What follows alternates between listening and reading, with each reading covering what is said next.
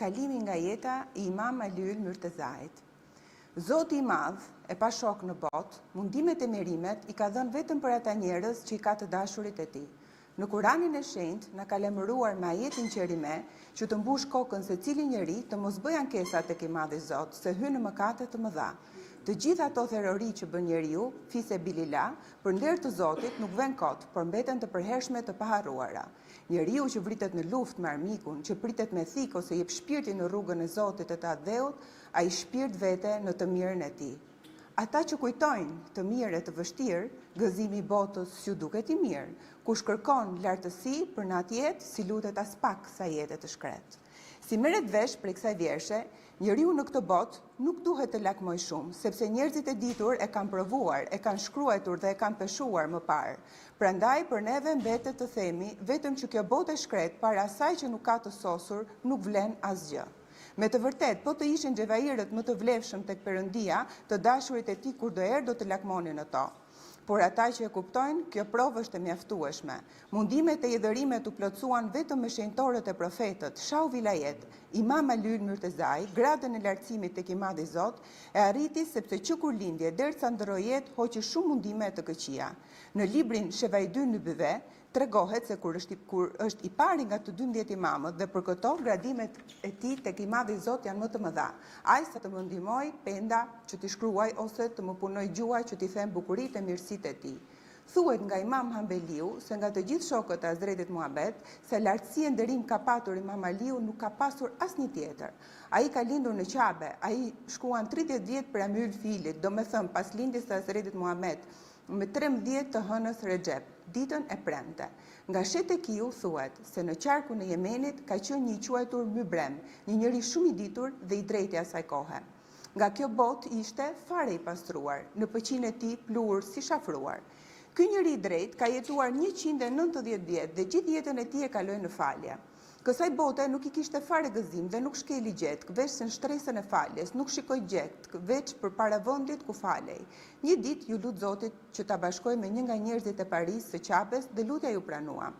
Ebu Talibi ishte një nga të parët e Qabes, ku ishte në udhtim e solli puna që të takohet me Mybremin. Ky e priti me shumë nderim dhe kur mësoi se ishte Ebu Talibi, i biri i Abdyl Mutalibit nga qarku i Mekës, prej fisit Hashimi, u gëzua tepër. Duke nderuar dhe më shumë i tha: "Lavdi të qoftë o i madhi Zot, që mi mbarove qëllimet, më doli shenja e lutjes që kisha bërë." Pastaj drejtohet mikut të sapo ardhur: "O Ebu Talib, a keni dëgjuar se Abdyl Mutalibi ka 2 nipa? Njëri do të dalë nga Abdullahu dhe do të bëhet profet, ndërsa tjetri do të dalë nga Ebu Talibi dhe do të bëhet shenjtor? Tashti, ai mbret që pritet të dalë, a erdhi në botë?" Ebu Talibi ju përgjigj: "Ai profet lindi dhe tani është në moshën 29 vjet." Mybremi i tha që kur të kthehesh në Mekë, ati do t'i bësh shumë të fala dhe e dëshmoj që është i dashuri dhe i dërguar i Perëndis, e dëshmoj si profetin tim. Gjithashtu, edhe ati vëllai që do të dalë prej teje, ti bësh të fala dhe ti thuash se një nga porositë e profetit, që ashtu si do t'i vërtetohet profetësia të parit dhe djali që do të vijë prej teje, do t'i vërtetohet shenjtëria." Ebu Talibi e pyeti: "Me si provon këto fjalë që janë të vërteta?" Mybremi përgjigjet me fjalën Bismillah.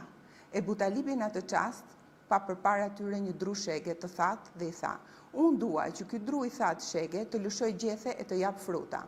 Mybremi u kthye drejt Zotit dhe bëri këtë lutje: "O Zot, për nder të profetit Muhammed Mustafa dhe për nder të shenjtorit që do të vijë në botë, ky dru le të lëshoj flet e të jap fruta.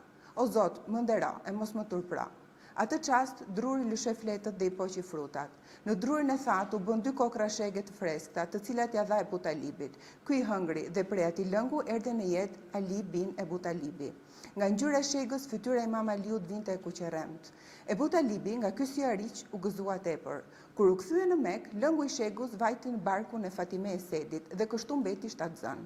Kur afroi koha lindjes së djalit, thot Fatime Esedi, kam qenë duke vizituar Qaben dhe kuptova shenjat që mu afrua lindja. Në vizitën e 4, më pas Hazreti Muhammed dhe pasi e kuptoi gjendjen time, më tha: "O Fatime, a e plotësove vizitën?" Unë i thash që plotësova. Më tha se nuk e ke plotësuar tamam, por shko përsëri dhe në rast se shikon ngushtë punën e lindjes, hyr brenda në Qabe. Në librin Besmirul Mustafa tregohet se kur po vizitonte Qaben, Fatime Esedi t'i ra përpara Abazi, biri i Abdyl Mutalibit dhe gjithë fisi i Hashimit. Fatime Esedi, kur e kuptoi se ju afrua lindja, ju shfaq një ndriçim dhe s'kishte fuqi të dalë jashtë. Me të lutur tha: "O Zot, në lindjen time më jep lehtësirë." Atë çast u hap muri i Qabes, ajo u fut brenda dhe u fshe. Ata i ran pas e kërkuan, por nuk e gjetën dot, se pan Kuvajti.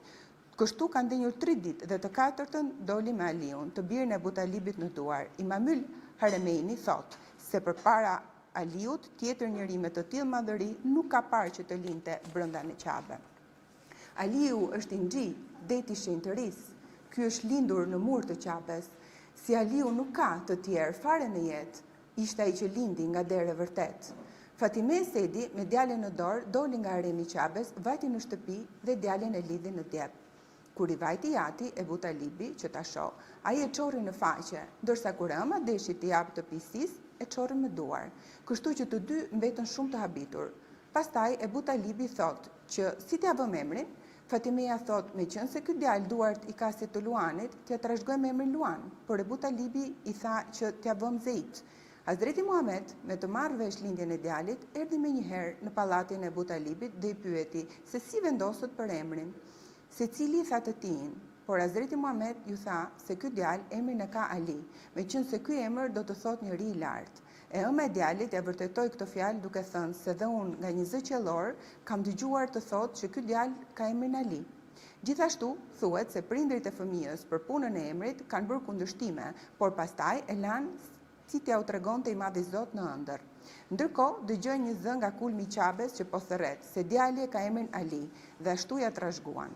Hazreti Muhamet ju afrua pranë që të shoh djalin, por Fatime Esedi tha: "Mos ju afro sa i të qerr me duar, sepse ashtu na ngjau dhe neve." Hazreti Muhamet i thot që mua nuk më qerr, sepse më do dhe më nderon. Dhe ashtu siç djali ishte në gjumë, i vajti aroma e ëmbël e miskut e Hazretit Muhamet. Djali hapi syt, e pa, dhe me gjuhën e tij foshnjore foli këtë vjersh: "Lavdërime qofshin që erdha në jetë, se unë u bashkova me ty, ja Muhamet. Edhe lindja ime nuk më vajti kot, se bashkova diellin që ndrit në këtë botë." Hazreti Muhamet e mori ndërduar dhe si urim foli këtë vjersh: "Mirë se erdhe ti, o djali i mbar. Sa të rrosh në botë pa këmbën e lar, unë jam profet të ftoj njerëzin, nga puna s'kam filluar derisa erdhe tin. Të prita o dritë të vije në këtë jetë, për profetsin s'hapa të flet."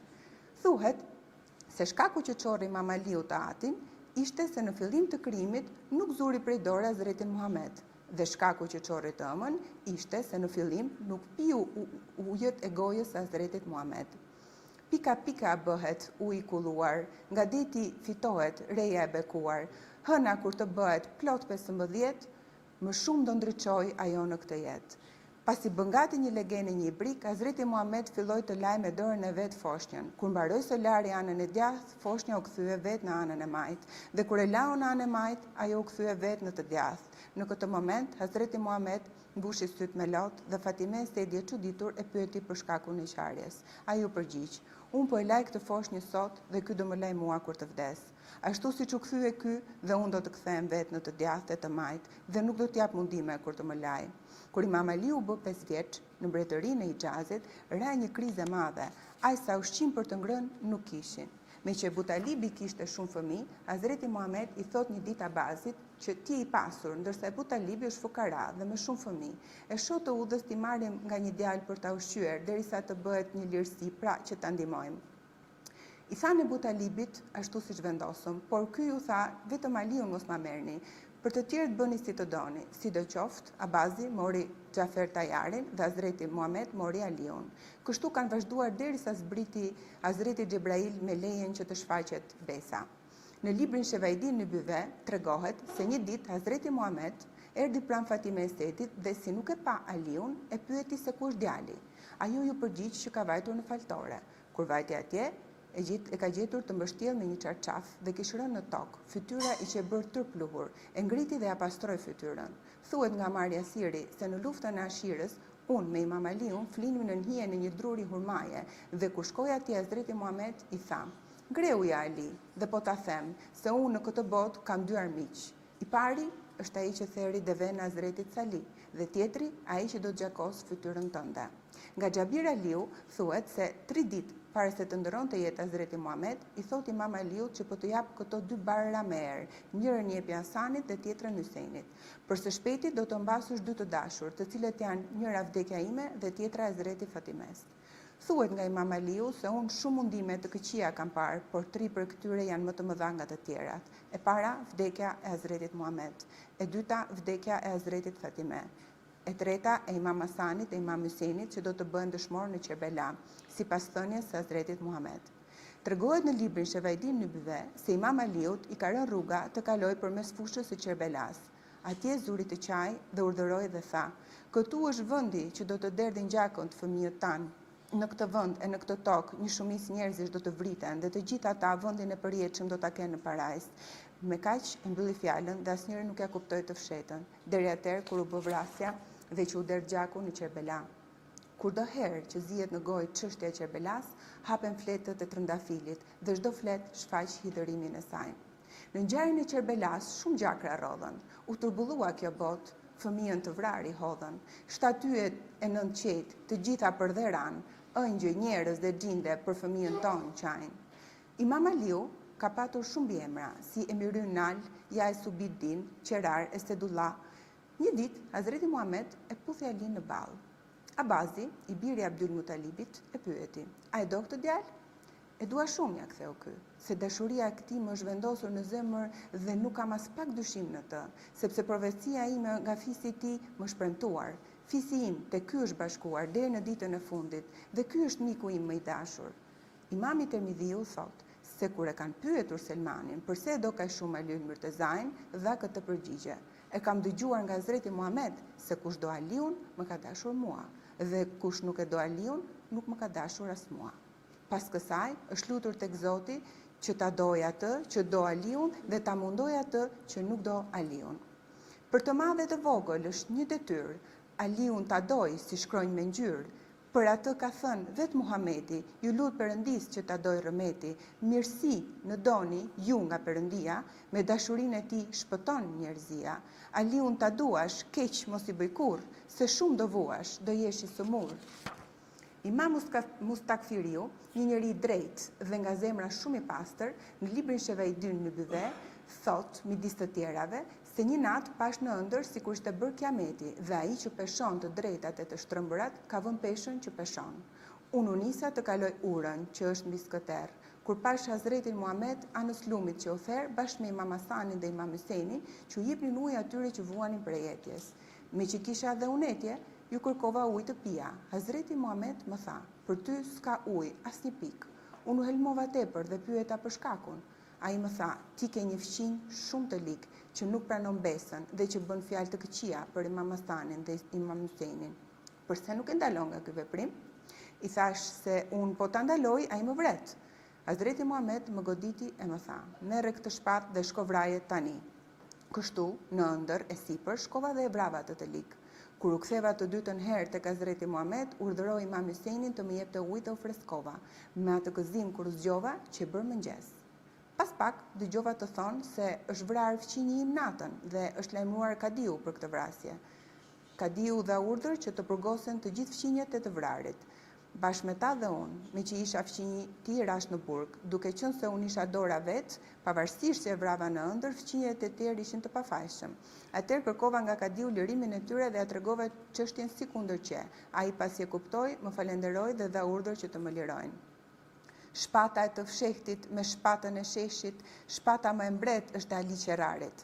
Në librin Shevaidin Nubive tregohet për Abdullahut. Në Medine ishte prefekt Ibrahimi, i biri i San Mazuniut. Ai çdo ditë të premte mblidhte njerëzin dhe vetë hipte në një front të lartë duke mbajtur fjalë të liga dhe sharje kundër Aliut Murtezait. Unë një ditë kur u ndodha në mbledhje, në këmbët e fronit ku kishte hyrë ai mallkuar, më kishte zënë gjumi.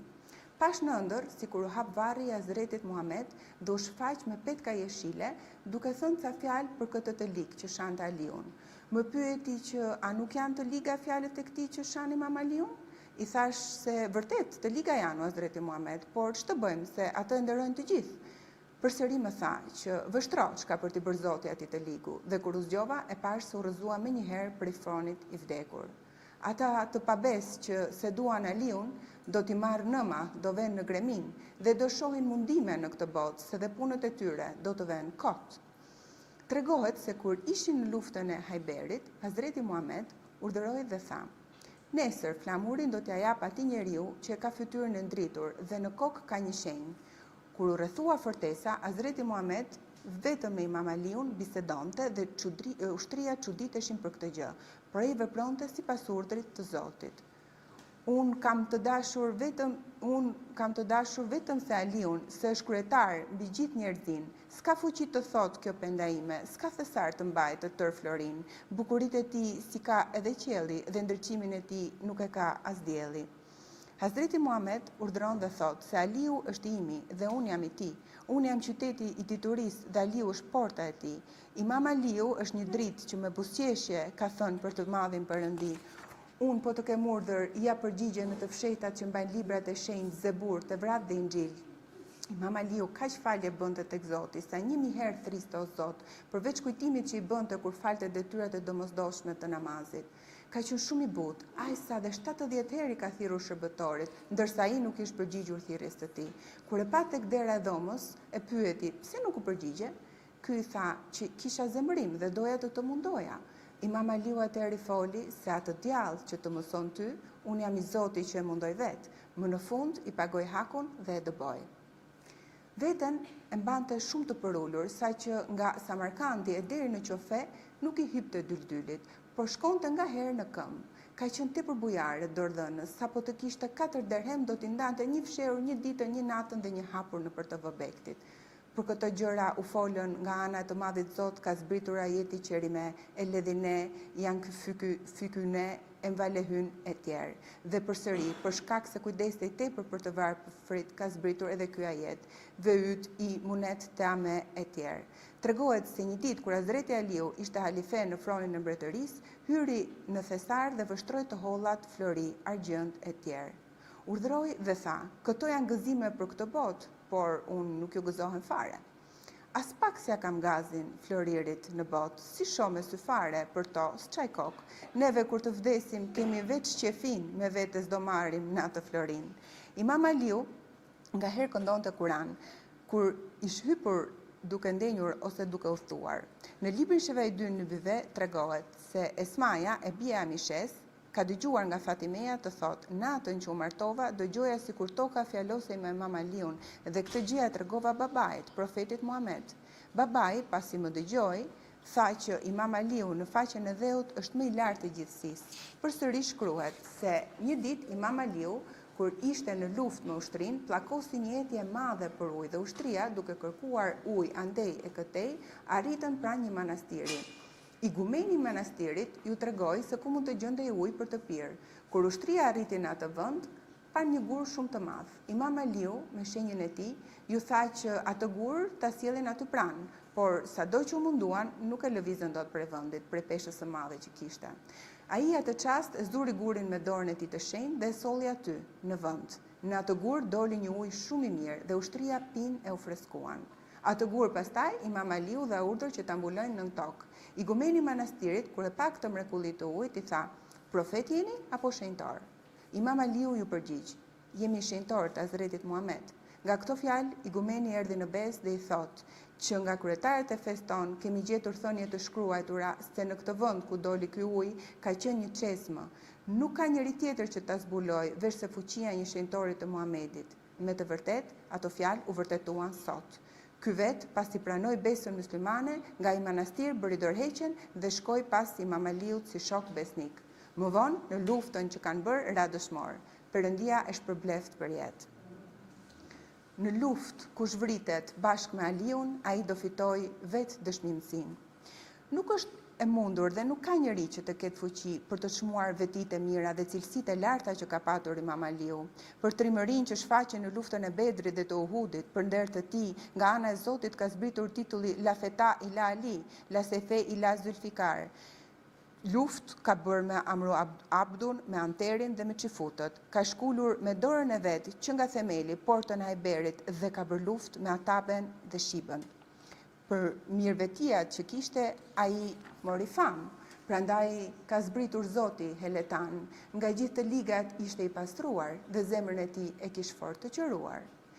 Imam Aliu, derisa ndroi jetë, mirësitë e tij kishin arritur shkallën më të lartë, si dhe tek i madhi Zot ishte tepër i pëlqyer. Në luftrat që bëri në Xhemel dhe Sifin u bën kundërshtime midis ushtrisë. 4.000 ushtar nga paria e ditur rrëzuan flamurin e Imam Aliut, i dolën nga bindja dhe së bashku me 8.000 ushtar nga qarqe të ndryshme u kthyen në ushtrinë kundërshtare.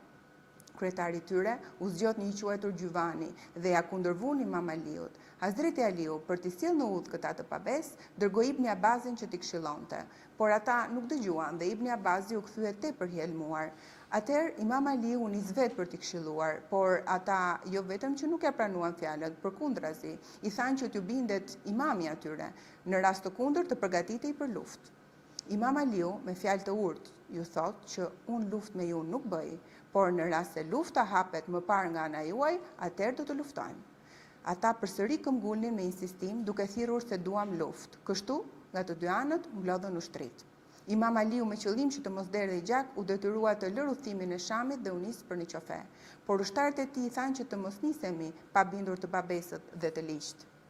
Si akrep, si gjarpër, e shiko armikun, se ka shumë të liga, mos e pande mikun, mos pande armikun që të ketë bes, se armisin e ka deri kur vdes.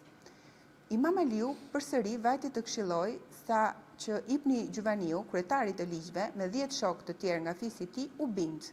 E hyn në radhët e Imam Aliut. Pas kësaj u bashkuan dhe 10.000 ushtarë të tjerë. Ata që mbetën zgjodhen për kryetar Abdullah bin Vehibin dhe Karkus bin Zebirin. Pastaj morën rrugën drejt në Erivanit. Pas që ura dhe Imam Aliu për ndjekje, në librin Shevaidyn Nubive tregohet se Hazreti Muhammed kishte thënë në gjallërinë e tij që kryetari i të ligjve do të tradhton besën, që do të tradhtoj besën do të jetë i quajtur Dhul Hedi. Ky në gjoks do të ketë të varur një copë mish si gruaje. Është e përmendur me fakte dokumente në Neshi Asfihan që Ebu Seid Hydriti ka ndodhur tek Hazreti Muhammed kur ndante dhënë nga fisi Beni Temimit. Dhulhu Jasri nuk u kënaq për pjesën që i dhanë, por e kundërshtoi duke i thënë që shikoje të drejtën, sepse nuk i pjestove mirë. Hazreti Muhammed ju përgjigj, po të mos e shikojun të drejtën, kush tjetër mund ta shikojë më mirë? Ymeryl Faruku, që ndodhej aty, i tha, më jep leje Hazreti Muhammed ta dënoj këtë me vdekje. Por profeti tha, bëj durim, se për së shpejti do t'i nxjerrim nga besa jon dhe kryetari i tyre do të jetë një lig i cili do të ketë një copë mish të varur në gjoks, si gruaje. Unë këto fjali dëgjova vetë për Hazretit Muhammed dhe pash në sy Imam Aliun kur luftoi me ta, kryetarin e tyre gjetëm të vdekur me ato shenja që kishte thënë Resulullahu. Hazreti Muhammed dhe Xhebraili i ndjer, fjala e këtyre është e pëlqyer. Imam Aliu kur u nis për në luftë pranë në Erivanit, hasi në një manastir. Prifti manastirit thiri me 20 e lartë, o udhëtar musliman, i thoni kryetarit tuaj të vi këtu. Kur vajti Imam Aliu, i tha, o kryetari i ushtrisë muslimane, ylli fatit të muslimanizmit, do të bjerë dhe ti do të durosh derisa të ngrihet në qiell, pastaj do të forcohet fati juaj. Imam Aliu i tha, derisa ti o prif pas ke dituri për yllin e fatit, a nuk më thua për fatin e filan ylli? Prifti i tha që nuk di gjë. Imam Aliu urdhroi dhe tha, e mora vesh që çfarë ka në qiell nuk e ditke, por në tokë a mund ta dish se çfarë ka? Në këmbët tuaja ku ke shkelur çfarë ka të mbuluar? Prifti përsëri thotë që nuk mund ta di. Atëherë Imam Aliu shtoi se në këmbët tuaja ndodhet një kuti me monedha në këtë sasi dhe të këtij lloji. Prifti e pyeti përsëri se ku e di ti që kjo kuti ndodhet në tokë? Imam Aliu vazhdoi, më ka thënë Hazreti Muhammed për këtë ngjarje, gjithashtu dhe se unë do të bëj luftë me një ushtri kur prej miqve një numër i vogël do të arrijnë të shpëtojnë, ndërsa nga ne pak do të bien dëshmor. Pasi mbaruan këto fjalë, prifti hapi gropën në këmbët e tij dhe gjeti kutinë me të holla, ashtu siç i tha Imam Aliu. Nga kjo mrekulli, prifti pranoi besën muslimane dhe u bë shok me Imam Aliun. Së bashku u nisën për në luftën e Nerivanit. I dashuri Zotit, të mira do të ketë se nxjerr që nga toka me parat kulet. Thuhet nga Xhendeb bin Abdullahu se ka ndodhur me Imam Aliun në luftrat e Xhemelit e të Sifinit. Kur u nisën për në Nerivan, pash ushtarët e Imam Aliut se sa të bindur dhe të shtruar që ishin, mëkati i madh ishte vrasja për ata. Unë pasi rregullova armët, bëra një tent, ndërkohë Imam Aliu më kërkoi ujë dhe unë i dhash pagurin që kisha. si mori abdes me ujin, erdhi ende një pranmeje. Në këtë sipër erdhi një ushtar e raportoi se ushtria kundërshtare e kaloi në Erivanin. Pas këtij dhe një ushtar tjetër përsëriti këto fjalë. Imam Aliu i dëgjoi ata, pastaj më tha mua që këto fjalë nuk janë të vërteta, sepse kundërshtarët do e mos atje do të qëndrojnë. Do të bëhet luftë e madhe dhe do të derdhet gjak. Kur afruan pranë Erivanit, panë që flamurët e armiqve që nuk ishin luajtur nga vendi, duke qenë kështu në mendime, nga pas mu afruaj Imam Aliu dhe më tha: "A e morë vesh fjalën e vërtet?" I drejt kush është flet fjalë të mirë, fjala e të ligut gjithnjë është e vështirë.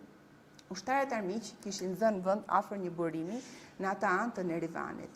Me t'u afruar u bë një përleshje shumë e madhe, saqë në të dy anët doli flak e zjarr, nga patkojt e kuajve hapeshin gropa dhe ngrihej tymi si në mal.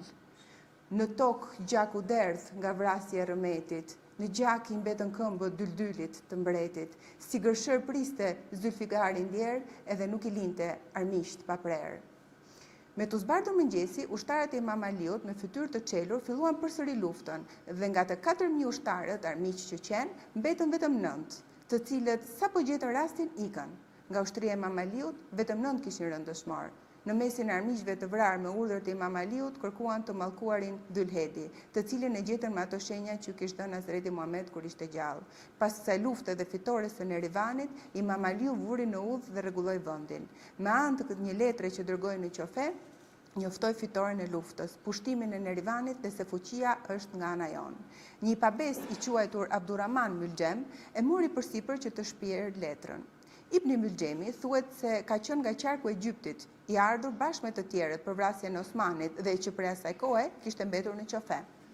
Imam Aliu, ndërsa mblidhte ushtarët për luftë sipas zakonit, secili prej tyre i sillte nga një dhuratë. Kështu dhe Ibn Mylxhemi i mallkuar i solli një shpatë, por Imam Aliu nuk ja pranoi atë dhuratën. I dëshpëruar, Ibn Mylxhemi i thotë që pse nuk më pranove dhuratën time dhe më turprove në mes të njerëzisë. Imam Aliu atëherë ju përgjigj që nuk e dua shpatën tënde, sepse ti me atë shpatë do më presësh kokën. Ibn Mylxhemi i trembur nga këto fjalë, u betua se kur nuk mund ta bënte një punë të tillë, duke thënë: "Unë për nderin tënd lash vendin tim dhe erdha në vend të huaj e në shërbimin tuaj. Zoti mos e dhënd të jemi armik, të dali pa besë dhe të mos kem frikë. Unë dua në botë besë e lartësirë, që të jemi mbar dhe të jemi mirë." Imam Aliu e dëgjoi dhe i thotë: "S'ka dyshim i pa besë se ti do të mbulosh fytyrën me plurë, do më marrësh në përkëmbë fëmijën time dhe derën time të lartë. Ti je prej një fisi shumë i pa besë. Juve në keqbërje keni marrë pjesë. Fjalët vend të zënë, pse fjalosesh kot, se ju s'keni besë, e din gjithë kjo botë." Ibn Mylxhemi, nga frika, zuri të dridhej e me turp të madh i tha: "Ja Imam Ali, jep urdhër që të mi presësh to duart mallkuara dhe të hiqet krejt ky dyshim." Imam Aliu i kthehet përsëri: "Nuk mund të bëj atë mëkat, se mua një njeri i drejtë për atë punë që do të bësh ti më ka lemëruar me kohë." Ndryshe, thuhet se Ibn Mylxhemi në luftën e Erivanit ka qenë nga ana kundërshtare, por nuk gjeti rast që të ikte, kështu që ju bashkua ushtrisë e Imam Aliut duke u shoqëruar me ta. Pra, Imam Aliu letrën që për në qofe ja dha Ibn Mylxhemit dhe ky atë letër ja dorëzoi Paris së qofes. Ata nga ky lajm u gëzuan tepër dhe kanë bërë ceremonira të mëdha. Një ditë Ibn Mylxhemi, kur doli nga pallati i qeverisë, u nis për në shtëpinë e tij. Duke shkuar rrugës, takoi me një shtëpi ku dëgjoheshin defe dhe zhurna. Për të ndaluar zhurmën, hyri brenda dhe pa disa gra të veshura mirë, nga të cilat njëra ishte tepër e bukur. E pyeti për emrin dhe nga ç'fis ishte. Ajo i përgjigjet se jam nga fisi i Benit Temimit, emrin ma thon Kutame dhe jam një grua e pamartuar. Fjalët e kësaj i bën shumë përshtypje të madhe dhe i thot: "Dhe unë i pamartuar jam. E shoh të udhës që të martohemi të dy, nëse dëshironi." "Dëshiroj nga zemra për ty e shquar, për ty e lë shpirtin, jam i pamartuar." Kutameja i thot Ibn Mylxhemit që kjo gjë është e pamundur, por megjithatë prit pak të pyes të mëdhenjtë e fisit se pa marrë lejen e tyre nuk guxoi të shfaq dëshirën. Sa kaq, ajo hyri brenda në dhomë, ndërsa Ibn Mylxhemi priste jashtë që të merrte përgjigjen. E mallkuara Kutame hoqi plaçkat që kishte, duke veshur një palpetka më të mira dhe u stolis akoma më tepër që të dukej shumë e bukur. Tepër e stolisur ajo mallkuar, me qëllim prej tij zemrën për të marrë. E mallkuara Kutame, duke qenë stolisur, doli në një qoshk dhe tha: "Dëshironi martesë me mua?" Ibn Muljemi, duke ndjer kënaqësi, i tha që dëshiroj tepër, por ç'kërkoni nga mua? Kutameja vazhdoi: "Unë prej teje kërkoj 3 gjëra. E para, dua 3000 dirhem flori. E dyta, një grua shërbëtore që të jetë shumë e bukur. Dhe e treta, të vrasësh Aliun, të birin e Abu Talibit." Ibn Muljemi tha që 2 kushtet e para t'i pranoi, por për të vrarë Imam Aliun në shumë punë frikshme. Kutameja insiston përsëri: "Unë sa dëshiroj vrasjen e Imam Aliut nuk dua as flori, as shërbëtore. Ai në luftën që bëri më ka vrarë vëllan dhe 10 burra të tjerë nga fisi im. Prandaj, unë nuk jam e qetë pa marrë gjakun e tij." Ibn Muljemit i erdhi në mendje fjala që kishte thënë Imam Aliu, se mund të jetë thënë që të bëhet ajo punë prej tij, prandaj e pranoi. Ju drejtua Kutames: "A jeni kënaqur me një të rënë të shpatës?" Ajo i tha: "Unë jam e kënaqur dhe madje kam për të dhënë njerëz të tjerë për shoqërim. Tani që të jem e sigurt që do ta mbani fjalën, dua të më japësh shpatën tënde." Ai i mallkuari ja dorëzoi shpatën. Atë ditë që Imam Aliu u kthye nga lufta e Nerivanit, u nis drejt për në qofe, ku e pritën me nderime shumë të mëdha. Ju afrua xhamis, i zbriti dylit, hyri në faltore dhe fali 2 rekate namaz. Pasi thiri parin dhe popullin, të cilve ju mbajti një fjalim duke lavdruar Hazretin Muhammed, midis të tjerave ju tha se të gjithë ata që veprojnë pas urdhrit të tij do të shkojnë në parajs, ndërsa ata që nuk e dëgjojnë dhe janë kundërshtar do të shkojnë në skëter. Si mbajti këto fjalë, shikoi më të djathtë ku ishte Imam Hasani dhe pyeti: "Kjo hën, sa ditë bëri?" U kthye në të majt dhe pyeti Imam Husejnin: "Kësaj hëne dhe sa ditë mbetën?" Ju përgjigjen: "Kjo është hëna e Ramazanit dhe është e 15-ta ditë e saj." Prap ju tha: "Në këtë hën, kjo faltore do të skuqet me gjakun tim dhe ai që do të më vras ndodhet në këtë mbledhje." Ibn Muljemi nga këto fjalë u tremb dhe mënjani thot: "O mbreti i njerëzis, të lutem, jep urdhër të më presin këto duar." Imam Aliu i foli: "Qoftë larg, nuk e bëj atë mëkat. Hazreti Muhammed më ka lajmëruar qysh në gjalljen e tij që vrasësi yt është ai që dëshiron të mbarojë qëllimin dhe për atë qëllim një herë do të heq me shpatë, por punë nuk do të kryej. Unë po të them fjalët ashtu siç janë dhe të më kuptosh mirë, se në vegjëli ke pirë sis nga një grua çifute. Ajo, një ditë kur ti e ke dëshpëruar, të ka thënë me mallkim që ti je më i lig se ai që theri devën e Hazretit Sali." Ibn Muljemi këto fjalë i bën përshtypje akoma më të madhe. Imam Aliu, pasi mbaroi punën faltore, shkoi në shtëpi dhe bëri zakon që një natë shkonte tek Imam Hasani dhe një natë tek Imam Husejni, por më tepër se 3 kafshata buk nuk hante. Djemt e pyetën se ç'është shkaku që nuk ha buk. Mbreti i besimtarëve urdhroi e tha: "Se më afroi koha të shkoj te Zoti dhe dua të jemi pastër." Thuhet se nata e 19 e hënës së Ramazanit ishte nata e taksur për vrasjen e tij. Atë natë Imam Aliu është falur deri në mëngjes dhe në çdo orë dilte jashtë, shikonte qiellin dhe thonte: "Nuk janë të gënjeshtërta fjalët tuaja, ja Hazreti Muhammed, dhe e shkruara nuk ndryshohet. S'ndryshohet të thëna o zemër e mirë dhe e shkruara nuk prishet me një herë." Pa u gdhirë mirëmëngjesi, filluan të thërrasin për falje në faltore. Imam Aliu la, u ndrua dhe kur doli të vejë në faltore, disa rosa qëndruan pranë shtëpisë së tij, duke i zënë pëqin dhe duke thirrur në gjuhën e tyre. Njerëzia e shtëpisë deshën t'i përzenin e t'i ndalonin, por Imam Aliu ju tha: "Mos i ndaloni, sepse këto mbajnë zi për mua." Imam Hasani i çuditur tha: "Ç'po thua kështu?" Ju përgjigj: "Sot o djalim, unë do të bie dëshmor." Pas kësaj fjale, thiri të gjithë fëmijët dhe u përcuall duke thënë këtë vjersh: "E solli kjo kohë të mundohem unë, që të shkoj nga bota, do të bëhet punë. Dëshiroj për lulet e parajsës unë, se më ngushtoj zemrën koha me përdhun. Një vend le të bëhet për mua të mirë, zemra le ta ketë atë për nga herë." Më në fund, u nis për në faltore. Pasi fali mëngjesin, bëri lutjen e zakonshme. Atë natë i mallkuari Muljam kishte vajtur tek Katumeja dhe shpatën e kishte lyer me helm. Me vete si ndihmës mori Mervan Temimin dhe Shith bin Beshirin. Këta të tre të mallkuar, derisa u bë natë, ja shtruan me të ngrënë e të pirë, pastaj ran të flenë si qend. E mallkuara Kutame, që ishte shkaktarja, sapo dëgjoi që po thërrisnin për të falur namazin e mëngjesit, i zgjër pe gjumi këta duke ju thënë që Aliu vetë është në faltore, i pamëshirshëm Muljemi. Bashkë me ata 2 faqezdi shok, me të shpejtë arritën në faltore. Hyn në dhomën e fjetjes që ishte ngjitur pas faltores, e cila përdori për të fjetur japanxhint. Imam Aliu, pasi bëri faljen e zakonshme, Vajti në dhomë të zgjoj njerëzit që janë aty për të bërë faljen. Ibn Muljemi, i cili ndodhej në atë dhomë dhe më afër se të tjerët, Imam Aliun e luajti nga këmba dhe i tha që t'ju flas të tjerëve të vinë në faltore për falje, ndërsa vetë përsëri hyri në faltore. Ibn Muljemi i zgjoi të dy shokët e tij dhe ju tha: "Tani është rasti të vrasim Imam Alin." Në historinë e Taberiut, në disa histori të tjera tregohet që kur Imam Aliu ishte duke falur, dy prej atyre të mallkuarve qëndruan në anën e portës së faltores, ndërsa Ibn Muljemi hyri brenda.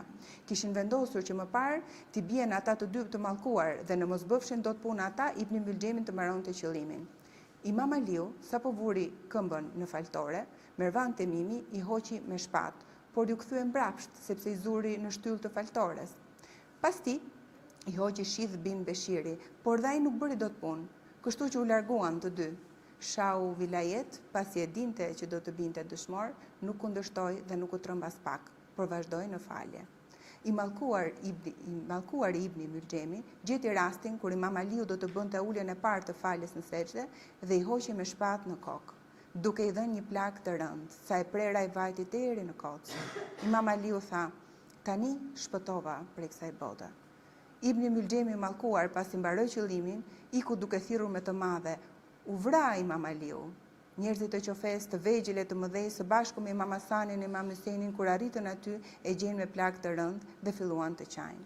Imam Aliu, ashtu i plagosur, merrte gjak prej kokës dhe lyente fytyrën duke folur këto fjalë: "Lavdi Zotit që fitova këtë dëshmimsi, do të bashkohem me Hazretin Muhammed, do shoh Fatimen, do zë përdore dëshmor Hamzain dhe do prehem me Xhafer Tajarin.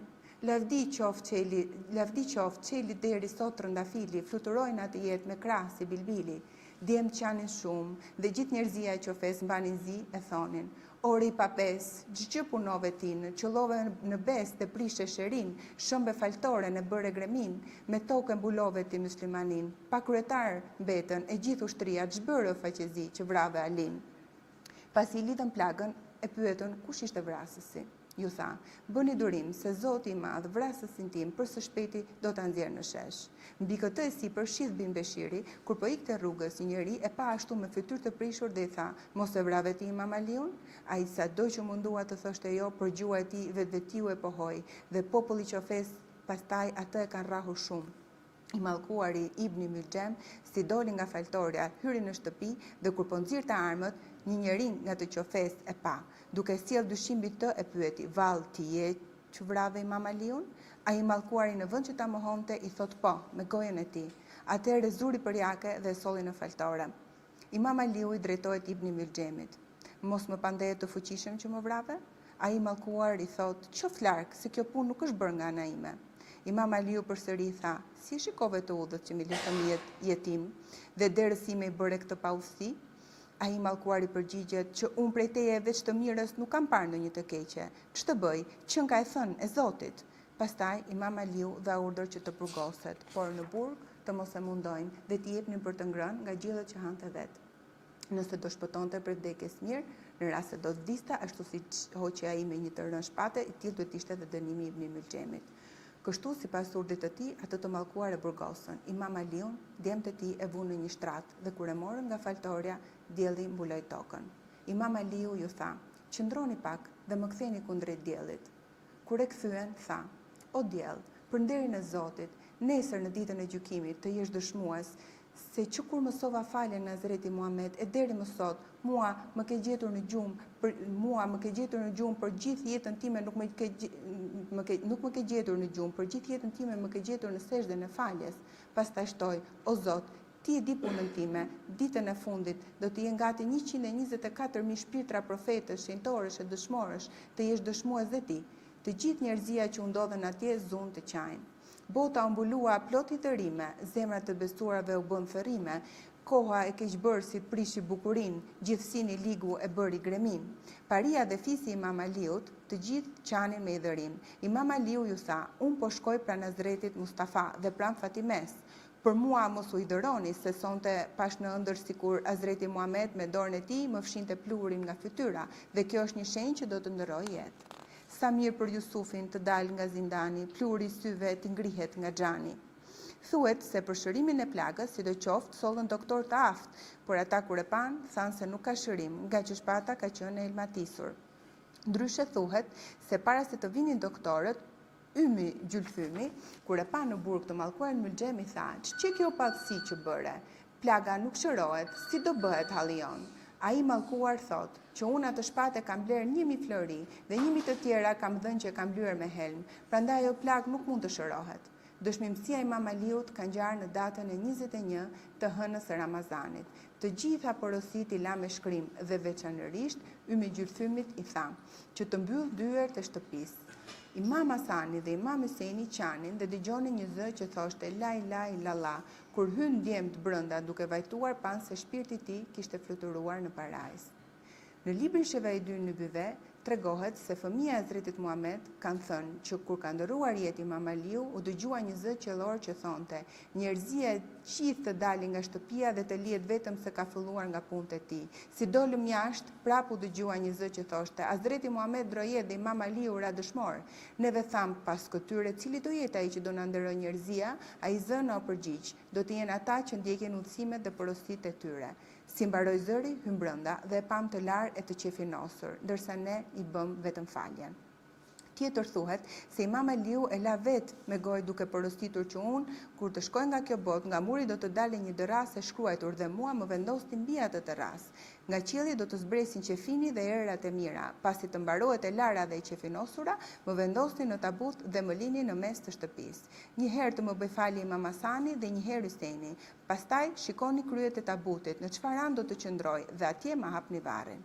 Nga varri do të dalë një tabut tjetër, me atë më mbuloni. Prap, në librin Shevaidun Nubuve, tregohet që ka porositur djem që t'i lëshojnë në tabut dhe t'i shpije në vendin që quhet Garbiin. Atje do të dalë një gur i çmuar në ngjyrë zymryti dhe ndën atë më mbuloni. Djemt, sipas porosisë, në atë vend e mbuluan. Sot ai vend është me famë. Varrin për të mos e marrë vesh kundërshtarët e bën me mbulesë deri në kohën e Harun Reshidit, kur ky e pushtoi atë vend. Një ditë, ky mbret kishte dalë për gjallë dhe shikoi disa egërsira që ishin futur atje. Sado që lëshuan langojt, nuk ishte mundur që të kapeshin. Nga kjo punë u çuditën shumë dhe pyetën një plak. Ai u tha se nga fisi im ka dëgjuar që ky varr është i Imam Aliut, i birit e Abu Talibit, dhe mbreti kur u afrua tek varri i pa shenjat. Atëherë urdhëroi që varrin ta bënin të ri dhe sa që gjallë varrin e vizitonte për herë. Djemt, Imam Aliun e varrosën natën dhe si mbaruan punë në fshehtësi, u kthyen tepër të helmuar. Njerëzia që ofes tuf bënin vizitën e zis dhe i pyesnin nga herë djemt se ku është varri Imam Aliut që ta vizitonin. O Zot, çu bë vallë, mbreti i njerëzis, ku është kryetari i gjithësisë, ku është doktori që shëron njerin, i dashur i Zotit, ndritësive të tim, ku shkoj nga bota, duam që ta dim, vallë ku e ka vendin mezarin, s'ja dim. Sado që mundoheshin, nuk mundën ta gjenin një shenjë të varrit të tij. Djemt pasi bën varrimin e Imam Aliut, kur u kthyen, takuan me një dervish plak që qante me të mallëngjyer.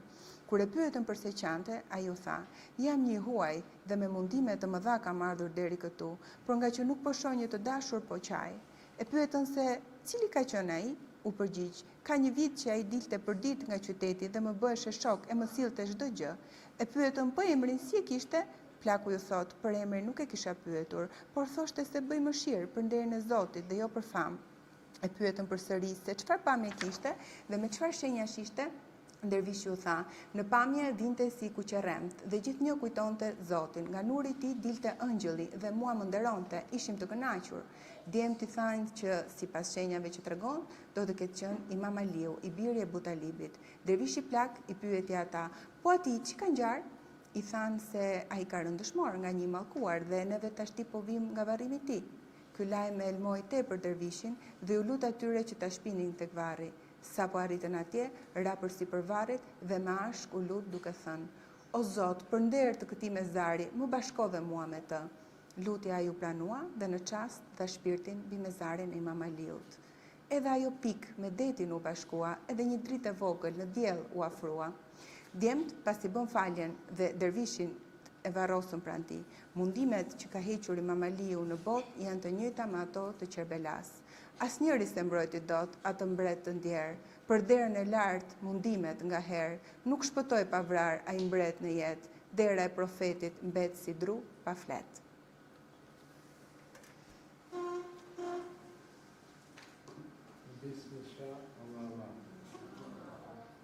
është e shpëtimizohet qoftë Imam Hussein dhe Shofia, dhe shpëtimizohet Imam Yazid dhe pasus të tjerë. Allah Allah.